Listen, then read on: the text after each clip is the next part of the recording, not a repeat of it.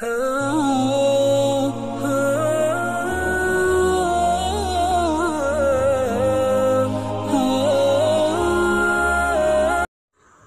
علیکم ورحمۃ اللہ تعالی وبرکاتہ۔ یہ ہمارا ہدایت النو کا 7واں سبق۔ وحد الحرف کلمۃ لا تدل على معنى في نفسها بل تدل على معنى في غيرها نحو فإن معناها الابتداء وهي لا تدل عليه إلا بعد ذكر ما منه الابتداء كالبصرة والكوفة، مثلا تقول سرت من البصرة إلى الكوفة، وللحرف في اس کے بعد ہے وعلامته ألا يصح الإخبار عنه ولا به وألا يقبل علامات الأسماء ولا علامات الأفعال، وللحرف في كلام العرب فوائد كالربط بين الاسمين نحو زيد في الدار، أو الفعلين نحو أريد أن تضرب، أو اسم أو فعل كضربت بالخشبة، أو الجملتين نحو إن جاءني زيد أكرمته، وغير ذلك من الفوائد التي تعرفها في القسم الثالث إن شاء الله تعالى، ويسمى حرفا لوقوعه في الكلام حرفا أي طرفا إذ ليس مقصودا بالذات مثل المسند والمسند إليه۔ اب اس کے بعد ہم اس کا پہلے ترجمہ کریں گے۔ وحد الحرف، حرف کی تعریف۔ کلمۃ لا تدل على معنى في نفسها، ایسا کلمہ جو معنی فی نفسها پر دلالت نہ کرے، بل تدل على معنى في غیرها، بلکہ ایسے معنی پر دلالت کرے جو اس کے غیر میں ہو۔ نحو من، جیسے من، فإن معناها الابتداء، کیونکہ اس کا معنی ابتداء خاص ہے، وهي لا تدل علیہ، اور یہ ابتداء خاص پر دلالت نہیں کرتا ہے، الا بعد ذکر ما منه الابتداء، دلالت نہیں کرتا مگر بعد ذکر کرنے اس چیز کے جس سے ابتدا ہو، جس سے ابتدا ہو، جیسے کہ کالبصرۃ والکوفہ، جیسے کہ بصرہ اور کوفہ۔ مثلا مثال کے طور پر تقول سرت من البصرۃ الى الکوفہ، تم کہو گے سرت من البصرۃ الى الکوفہ،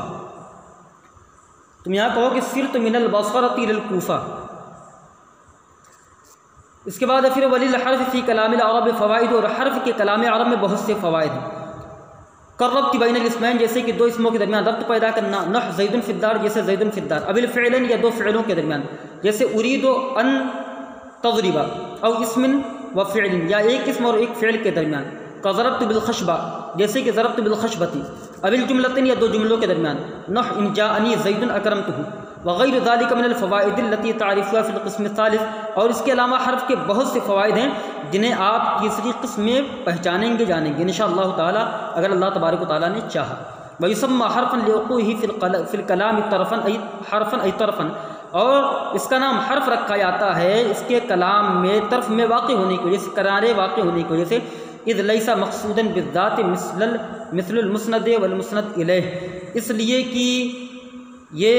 مقصود بالذات نہیں ہوتے مسند اور مسند الیہ کی طرح۔ اور میں نے ایک چیز چھوڑ دی ہے، وعلامۃ الا يصح الاخبار عنه ولا به، اور اس کی علامت یہ ہے کہ اس کے ذریعے، اس کے بارے میں اور اس کے ذریعے خبر دینا درست نہ ہو۔ وَأَلَّا يَقْبَلَ عَلَامَاتِ الْأَسْمَاءِ وَلَا عَلَامَاتِ الْأَفْعَالِ، اور یہ اسماء اور افعال کی علامتوں کو قبول نہیں کرتا۔ اب ہم اس کی ترکیب کریں گے۔ وحد الحرف، واو استینافیہ، حد الحرف مضاف مضاف الیہ سے مل کر مبتدا، کلمۃ موصوف، لا تدل فعل مضارع منفی معروف، اس میں ہی ضمیر پوشیدہ اس کا فاعل، علی حرف جار معنی موصوف، فی حرف جار نفس مضاف، ہا ضمیر مضاف الیہ، مضاف مضاف الیہ سے مل کر فی جار کا مجرور، جار مجرور اس میں کا ظرف مستقر ہوا، ثابتین کے ثابتین اس میں فاعل، اس میں ہوا ضمیر پوشیدہ اس کا فاعل، اس میں فاعل اپنے فاعل اور متعلق سے مل کر شبہ جملہ اسمیہ ہو کر یہ ہو جائے گی موصوف کی صفت، موصوف صفت سے مل کر علی جار کا مجرور،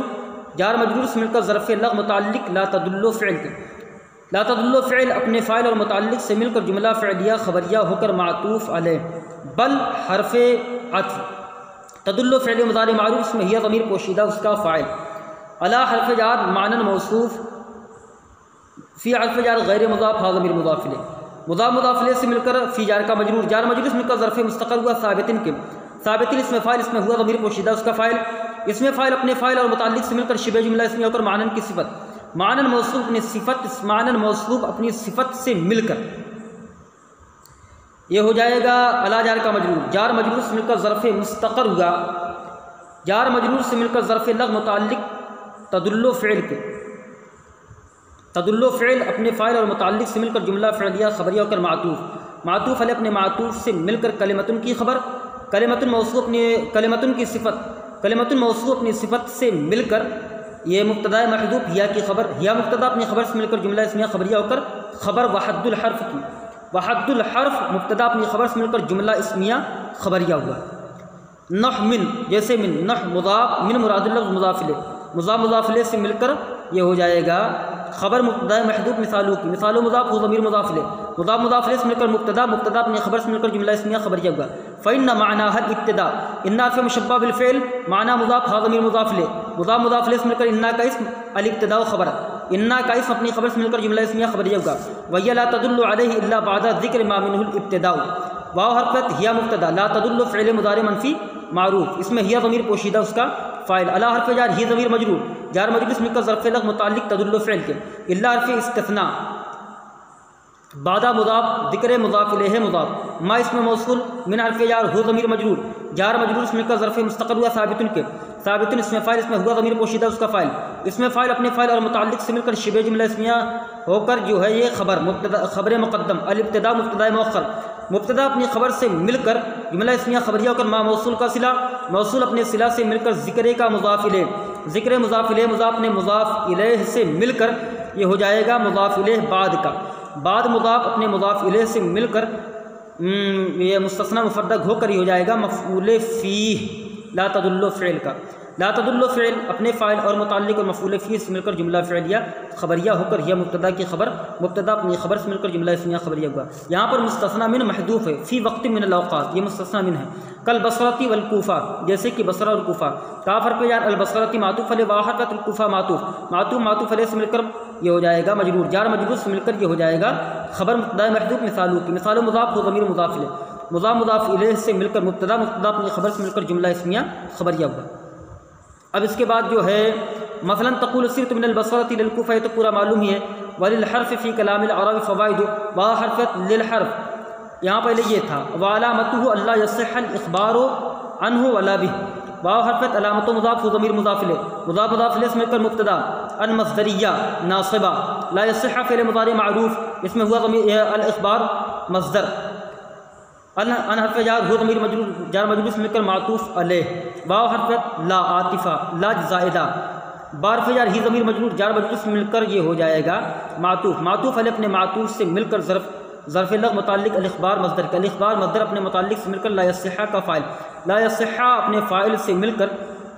جملہ فعلیہ خبریہ ہو کر مصدر کی، جملہ فعلیہ خبریہ ہو کر مصدر کی تعویل میں ہو کر معطوف علیہ، واو حرفیت ان مصدریہ اللہ یقبل فعل مضارع معروف،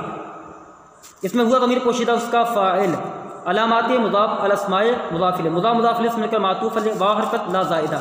علامات مضاف الافعال افعال مضاف الیہ، مضاف مضاف الیہ سے مل کر معطوف، معطوف علیہ اپنے معطوف سے مل کر یہ ہو جائے گا مفعول بھی، فعل اپنے فاعل مفعول بھی سے مل کر جملہ فعلیہ خبریہ کا مصدر کی تعویل میں ہو کر معطوف، معطوف علیہ اپنے معطوف سے مل کر علامت مبتدا کی خبر، مبتدا اپنی خبر سے مل کر جملہ اسمیہ خبریہ ہو کر۔ وللحرف فی کلام العرب فوائد، واو حرف لام حرف جار الحرف مجرور، جار مجرور اس میں کا ظرف مستقل ہوا ثابتۃ کے، ثابتۃ اس میں فاعل، اس میں ہوا ضمیر پوشیدہ اس کا فاعل، اس میں فاعل اپنے فاعل اور متعلق سے مل کر شبہ جملہ اسمیہ ہو کر خبر فی حرف جار، کلام مضاف العرب مضاف الیہ، مضاف مضاف الیہ سے مل کر مجرور، جار مجرور اس میں کا ظرف مستقل ہوا نازلۃ کے، نازلۃ اس میں فاعل، اس میں ہوا ضمیر پوشیدہ اس کا فاعل، یا کائنۃ کے، کائنۃ اس میں فاعل، اس میں ہوا ضمیر پوشیدہ اس کا فاعل، اس میں فاعل اپنے فاعل اور متعلق سے مل کر شبہ جملہ اسمیہ ہو کر یہ ہو جائے گی صفت مقدم، اور فوائد جو ہے یہ ہو جائے گا موصوف مؤخر، موصوف مؤخر اپنی صفت مقدم سے مل کر مبتدا، مبتدا اپنی خبر سے مل کر جملہ اسمیہ خبریہ ہو۔ قربت بین الاسمین، یہ پورا کا پورا جو ہے یہ ہو جائے گا خبر مبتدا محذوف مثال ہوگی، مبتدا محذوف مثال مضاف مضاف الیہ سے مل کر مبتدا اپنی خبر سے مل کر جملہ اسمیہ خبریہ ہوگا۔ اس کے بعد ہے پھر اس کے بعد پھر ہے یہاں پر ویسمى حرفا لوقوعه فی الکلام حرفا ای طرفا، واو حرف یسمى فعل مضارع مجہول،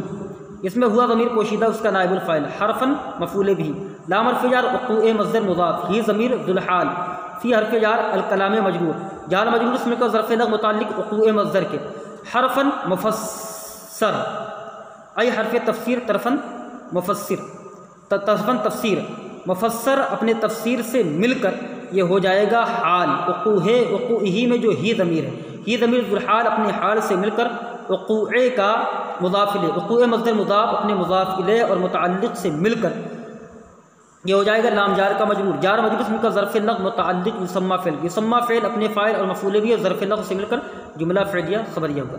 اذ لیس مقصودا بالذات مثل المسند والمسند الیہ، اذ تعلیلیہ، لیس فعل ناقص اس میں ہوا ضمیر پوشیدہ اس کا اسم، مقصودا اس میں مفعول با حرف جار الذات مجرور، جار مجرور سے مل کر ظرف لغو متعلق مقصودا کے، مقصوداً اس مفعول اپنے متعلق سے مل کر لیسا کی خبر، لیسا فعل ناقص اپنے اسم خبر سے مل کر جملہ فعلیہ خبریہ ہوگا۔ مثل المسند والمسند الیہ، مثل مضاف المسند مضاف المسند معطوف علیہ، واو مثل المسند والمسند الیہ،